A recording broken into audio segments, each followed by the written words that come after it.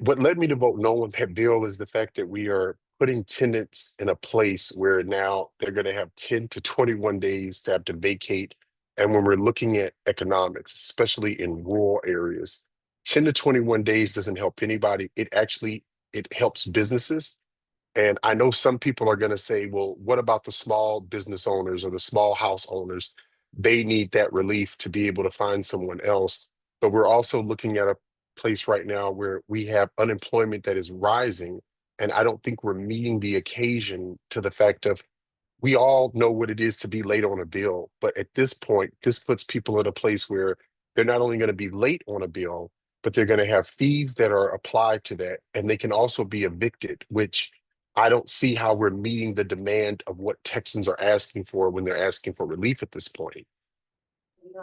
When it's my understanding that this bill has been aimed, proponents say it helps with squatters. Do Mhm. you view squatters as a problem currently, in Texas? No, you do No, not. no, I don't see where squatters are a problem. I see where we have Texans who are trying to have a roof over their head, who are trying to find ways to make ends meet, and then now you're putting an extra barrier on them to put them out of their homes, which is going to make some families homeless.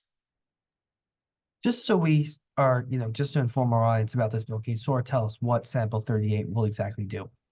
So what it's going to do is it's going to allow for evictions on homes or at rental properties, which are even apartments, where they're going to be expedited. So from 10 days to 21 days, now someone can be put out of their home where they had a little bit more time, at least a month or so before they could be evicted from where they're staying.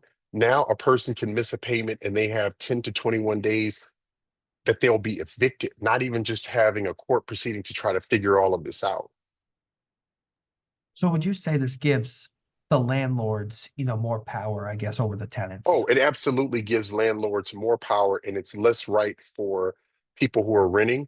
And that's even shown that this is actually helping people who are renting. Sorry, this is helping people who are renting properties out, but it's not giving any relief to people who rent. And we know right now, statistically, that there are more people who rent than there are people who own homes. So why would we want to put another barrier in front of these people who are already just trying to make ends meet?